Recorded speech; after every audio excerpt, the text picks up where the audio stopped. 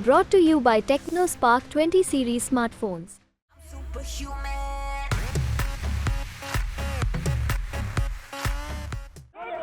बहुत बोला आप लोगों ने बोला बैठिए, बोलने दीजिए, सुनने की क्षमता रखिए, सुनने की क्षमता। अध्यक्ष जी, हाँ बोलिए। पूरे चर्चा को मैं अच्छी तरह से सुन रहा था और बहुत लोगों ने, मुझे खुशी हुआ, बहुत लोगों ने लद्दाख, लेह, करगिल के जिक्र किया, लेकिन मैं जानना चाहता हूं क्या वाकई वो लद्दाख जानते हैं ये लोग? ये वो स्पीच है जिसके बाद लद्दाख से ही बीजेपी सांसद जामयांग सेरिंग नामग्याल देश के घर घर में पहचाने जाने लगे। उन्होंने 2019 में अनुच्छेद 370 को निरस्त करने और लद्दाख को एक अलग केंद्र शासित प्रदेश बनाने के नरेंद्र मोदी सरकार के फैसले का जोरदार तरीके से बचाव किया था। बहुत बोला आप लोगों ने बोला बैठिए, बोलने दीजिए, सुनने की क्षमता रखिए, सुनने की क्षमता, सुनने की क्षमता रखिए। अध्यक्ष जी, बैठिए बैठिए, आप भी बैठ जाइए, आप भी बैठ जाइए, प्लीज प्लीज बैठ जाइए, प्लीज बैठ जाइए, आप भी बैठ जाइए, बोलने दीजिए। अध्यक्ष जी, हाँ बोलिए।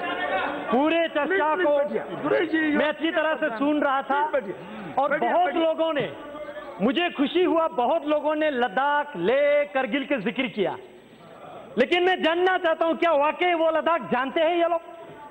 आज तक बीते 71 साल, 7 डेकेड्स लद्दाख को बिल्कुल अपनाया नहीं, बिल्कुल फेंक के रखा वहां पे और वक्तव्य दिया इसी सदन में, वो जमीन है का टुकड़ा है जहां पे एक तिनका का घास नहीं उगते हैं। ऐसे वक्तव्य देने वाले क्या लद्दाख को समझते हैं? क्या लद्दाख के विशेष संस्कृति को जानते हैं? क्या लद्दाख के भाषा को जानते हैं? क्या लद्दाख के रहन सहन, खान पान, वहां के ज्योग्राफिकल कंडीशन, क्लाइमेटिक कंडीशन, जो दुर्गम क्षेत्र है, क्या वो जानते हैं या खाली किताबें पढ़ के बोल रहे हैं? अध्यक्ष महोदय, लद्दाख ने पिछले 71 ईयर यूटी के लिए संघर्ष किया। हम भारत देश के अटूट अंग बनना चाहते थे। 1948 में 4 तारीख को पहला ज्ञापन लद्दाख बुद्धिस्ट एसोसिएशन के तब के प्रेसिडेंट ने पंडित जवाहरलाल नेहरू जी को दिया था, तब के प्रधानमंत्री जी को। कहा कि लद्दाख को या तो आप सेंट्रली एडमिनिस्ट्रेटिव ऐसा कुछ बनाइए या नेफा टाइप बनाइए या ईस्ट पंजाब के साथ रखिए, लेकिन किसी भी कंडीशन में हमें कश्मीर के साथ मत रखिए, ये हमने कहा था। लेकिन जिनका सरकार था उन्होंने हमारे सुनवाई नहीं किया, जानने की कोशिश तक नहीं किया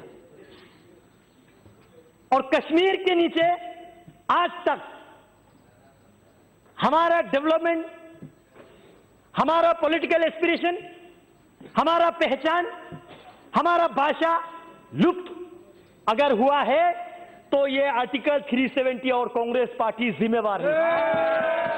माना जा रहा था कि अपने एक भाषण से रातों रात हीरे बने लद्दाख के युवा सांसद को 2024 में बड़ी जिम्मेदारी मिलेगी। माना जा रहा था कि भविष्य के लिए नामग्याल बीजेपी का बड़ा चेहरा बनकर उभरेंगे, लेकिन 2024 में लोकसभा चुनाव के लिए जब 23 अप्रैल को टिकट दिया गया तो नामग्याल का टिकट काट दिया गया और उनकी जगह पर लद्दाख स्वायत्त पहाड़ी विकास परिषद के अध्यक्ष ताशी गयाल्सन को टिकट दिया गया। बीजेपी ने सबको चौंकाते हुए बीजेपी के मौजूदा सांसद जामयांग सेरिंग नामग्याल को टिकट न देते हुए उम्मीदवार के रूप में टिकट दे दिया। माना यह भी जा रहा है कि इनका टिकट कटने और हटाने का फैसला लेह में बौद्धों के एक वर्ग के प्रति सत्तारूढ़ दल के प्रति नाराजगी थी। पेशे से ये वकील हैं, ताशी गयाल सीट से बीजेपी के पकड़ बनाए हुए हैं, रखने में भी बेहतर है, जिसमें मुस्लिम बहुल क्षेत्र कारगिल भी शामिल है और इस लोकसभा सीट पर 20 मई को मतदान होना है, इसलिए बीजेपी किसी तरह का रिस्क नहीं लेना चाहती। थी। हालांकि इस फैसले के बाद पार्टी को अंदरूनी तौर पर नाराजगी का भी सामना करना पड़ रहा है और नामांग्याल के समर्थक पार्टी के इस फैसले के खिलाफ नाराज नजर आ रहे हैं। वहीं नामांग्याल ने भी सोशल मीडिया के जरिए इस फैसले पर नाराजगी जाहिर की है और बताया है कि इस फैसले को लेने से पहले उन्हें विश्वास में नहीं लिया गया। आपको ये बता दें कि ये लोकसभा सीट सूबे के 2 जिलों कारगिल और लेह में फैली हुई है और इस संसदीय क्षेत्र के अंतर्गत 4 विधानसभा की सीटें आती हैं। इनमें कारगिल, लेह, नोब्रा और जांस्कार विधानसभाएं की सीट शामिल है।